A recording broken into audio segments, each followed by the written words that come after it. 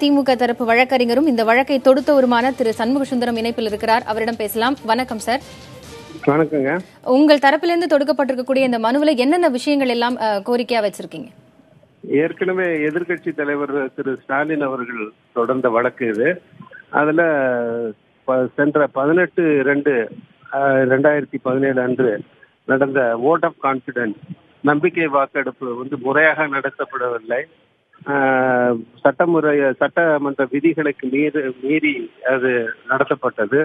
ஒரு சில உறுப்பினர்கள், குறிப்பாக எதிர்கட்சி தலைவர் அவர்களும் மற்ற உறுப்பினர்களும் இது ரகசிய வாக்கெடுப்பு வேணும், ஏனென்றால் அந்த நடவடிக்கைக்கு முன்னால, இந்த சட்டமன்ற நடவடிக்கைக்கு முன்னால கூவாத்தூர்ல இந்த எம்எல்ஏக்கள்லாம் அடைக்கப்பட்டு அவர்களுக்கு அழுத்தம் கொடுக்கப்பட்டு அவர்கள் கொண்டு வரப்பட்டார்கள் என்ற ஒரு குற்றச்சாட்டை முன்னிறுத்தினோம்.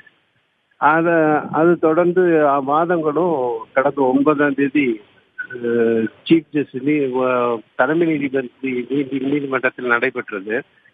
என்னோட வாதங்களை கேட்ட பிறகு பதிலுரைக்காக 15 ஜூலை 11ஆம் தேதிக்கு வழக்கு ஒத்தி வைக்கப்பட்டிருக்கிறது. இந்த இடைப்பட்ட காலத்துல நேற்றைக்கு ஒரு தொலைக்காட்சியில இந்த ஒரு சில உறுப்பினர்கள் தங்களுக்கு பணம் வழங்கப்பட்டதாக, ஒரு சில உறுப்பினர்களுக்கு பணம் வழங்கப்பட்டதாக தெரிவிச்சாங்க. அது குறித்து இன்றைய காலை செய்தித்தாள்கள்ல தலைப்புச் செய்தியா வந்திருக்கு. அந்த தலைப்புச் செய்திகளை சுட்டி காட்டி குறிப்பா 3 உறுப்பினர்கள் 10 கோடி ரூபாய் பெற்றுக்கொண்டார்கள் என்ற குற்றச்சாட்டும், மற்ற உறுப்பினருக்கு 2 கோடி முதல் 6 கோடியும் தங்கமும் கொடுக்கப்பட்டது என்ற குற்றச்சாட்டுகள் முன்னிறுத்தப்பட்டன. அதை தலைப்புச் செய்தியா வந்திருக்குது. இது சாதாரண விஷயம் இல்லை. இது குறித்து தகுந்த புலன் விசாரணை பண்ண வேண்டும். இதற்காக சிபிஐ மற்றும் என்ஃபோர்ஸ்மெண்ட் டைரக்டரேட், அமலாக்கத்துறை 2 அதிகாரிகளும் இது குறித்து ஒரு தீவிர புலன் விசாரணை செய்ய வேண்டும். அதனால இந்த வழக்கை சீக்கிரம் எடுத்துக்கொள்ள வேண்டும். 11 ஜூலை வரைக்கும் பொறுத்து கொள்ள முடியாது. இதற்கான நாங்க ஒரு இடைக்கால மனுவினை தாக்கல் செய்கிறோம் என்று கேட்டுக்கொண்டேன்.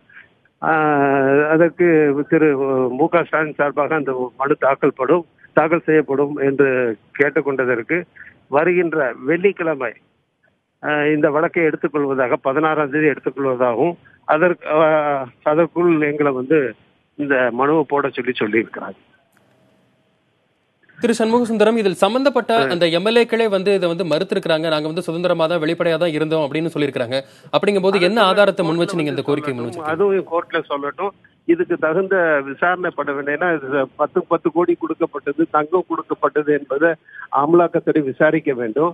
இது ஒரு சில பேர் தெரிஞ்ச பிறகு மறுக்கலாம். எந்த சந்தர்ப்பத்துல சொன்னாங்க, இது ஒரு கேண்டிட் கேமரால எடுக்கப்பட்டிருக்கிறாங்க, அதனால இதுல அதோட உண்மைத்தன்மையை விசாரிக்கட்டும். யாரு சொல்றதுங்கிறத நீதிமன்றத்துல நிலுவையில இருக்கிறப்போ இது சம்பந்தமா வெளிவந்த தகவல்களை குறித்து நீதிமன்றம் தானே விசாரிக்க வேண்டும். அவர்கள் தகுந்த அதிகாரிகளை கொண்டு, புலன் விசாரணை அதிகாரிகளை கொண்டு, குறிப்பாக சிபிஐ, அமலாக்கத்துறை போன்ற அதிகாரிகளை கொண்டு விசாரிக்க வேண்டும். என்னென்ன சட்ட பிரிவுகளின் கீழ் இந்த கோரிக்கைகள்லாம் நீங்க கேட்டிருக்கீங்க நடவடிக்கை எடுக்க வேண்டும் என்று? இன்றுதான் மனு தாக்கல் செய்ய போகின்றோம். சிபிஐக்கும் அமலாக்கத்துறைக்கும் இதற்கான புலன் விசாரணை செய்ய அதிகாரத்தை பயன்படுத்தி அவங்க புலன் விசாரணை செய்வாங்க. அவங்க கண்டுபிடிச்ச பிறகு என்னென்ன குற்றத்தின் அடிப்படையில் வழக்கு தொடர வேண்டும் என்று அவர்கள் முடிவு செய்வார்கள். ஏனென்றால் இதுல மணி லாண்டரிங் இருக்குது. பெருமளவுக்கு பணம், கருப்பு பணம் வந்திருக்கிறது. இதுல கணக்கில் காட்டாத பணம், தங்கம் பெருமளவு கொடுக்கப்பட்டதா தெரியுது. இதெல்லாம் அமலாக்கத்துறை இது விசாரிக்க வேண்டும். திரு சண்முக சுந்தரம், அதாவது உரிய ஆதாரம் இல்லாமல் எதையும் சொல்ல முடியாது என்று கூட அதிமுக எம்எல்ஏக்கள் கூறியிருக்கிறார்கள். ஒரு வழக்கறிஞராக நீங்கள் இதை எப்படி பாக்குறீங்க? அதே மாதிரி அவங்க சொல்லக்கூடிய வாதங்கள் எப்படி ஏற்றுக்கொள்ளப்படும் அப்படின்னு நீங்க கருத்து சொல்றீங்க? அதாவது இது சம்பந்தப்பட்டவர்களே, இது அரசியலுக்கு அப்பாற்பட்டு சம்பந்தப்பட்டவர்கள் ஒரு தொலைக்காட்சி நேயருக்காக சாதாரண முறையில் பேசிக் கொண்டிருக்கும் பொழுது அவர்கள் தெரிவித்த கருத்தினை பதிவு செய்து அது வெளியிடப்பட்டிருக்கிறது. அதுல நிச்சயமாக நம்பகத்தன்மை இருக்கிறது. அவர்கள் சொல்வது நம்பும்படியாக இருக்கிறது. பின்னால் இது வெளிவந்த பிறகு அவர்கள் பல்வேறு காரணங்களுக்காக மறுத்திருக்கலாம். உண்மை என்ன என்று நீதிமன்றங்கள் விசாரித்து அதை அறிந்து கொள்ளும். இதுல யாரு உண்மை சொன்னாங்க, எப்படி அது பொய்யா உண்மையாங்கிறத விசாரிச்சு தெரிஞ்சுக்குவாங்க. இவ்வளவு தூரம் பணப்புழக்கம் ஏற்பட்டிருக்குன்னா அதை கண்டுபிடிக்கிறது மிகவும் சுலபம். அமலாக்கத்துறை, வருமான வரித்துறை நுழைஞ்சதுன்னா நிச்சயமா வருமான வரித்துறை இதோட உண்மைத்தன்மையை கண்டுபிடித்து விடும். இல்ல, அவர்கள் மறுப்பு தெரிவிப்பது ஒருபுறம் இருந்தாலும் இந்த வெளியாக இருக்கக்கூடிய இந்த வீடியோவுடைய நம்பகத்தன்மை இல்ல, அது நிரூபிக்கப்பட வேண்டும் என்பதுதான் அவர்கள் தரப்பிலிருந்து சொல்லப்படும் விஷயமாக இருக்கிறது. அப்படி இருக்கும் பொழுது இது ஏற்றுக்கொள்ளப்படுமா? நம்பகத்தன்மை வீடியோல உண்மையா இல்லையாங்கிறதையும் கோர்ட்டு பார்த்து கண்டுபிடிக்கட்டும். இந்த வீடியோ மட்டும் அல்ல, ஒரு ஆடியோல சொன்னாலுமே அது போதும். வீடியோவோட குவாலிட்டியை பத்தி கூட கவலை இல்லை. அல்லது ஒருத்தர் அந்த நேரடி இன்டர்வியூ பண்ண அந்த நிருபர் சொன்னாலே போதும். அதை வச்சு கூட நடவடிக்கை எடுப்பாங்க. இது ஒரு பப்ளிக் டொமைன்ல வந்துருச்சு. இன்று ஊடகங்கள் எல்லாம் பெருசாக வெளியிட்டு இருக்கின்றன. இன்று காலை செய்தித்தாள்கள் எல்லாம் வெளியிட்டு இருக்கின்றன, படங்கள் வந்திருக்கின்றன. இதையெல்லாம் பார்த்து புலன் விசாரணை செய்ய வேண்டிய அதிகாரிகள் செய்யட்டும்.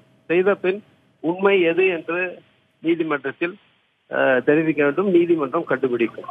திரு சண்முகசுந்தரம், உரிய ஆதாரங்களோடு மனுவை நீங்கள் தாக்கல் செய்தால் விசாரிக்க எடுத்துக்கொள்ளப்படும் நீதிமன்றம் சொல்லியிருக்கு. எப்போ நீங்க முழுவா மனுவை கோரிக்கை கொடுக்க போறீங்க? எங்களுக்கு அனுமதி கொடுத்துருங்க. வெள்ளிக்கிழமைக்குள்ள நாங்க தாக்கல் பண்ணி அதை வெள்ளிக்கிழமை காலையில நீதிமன்றத்துக்கு எடுத்துக்கொள்வார்.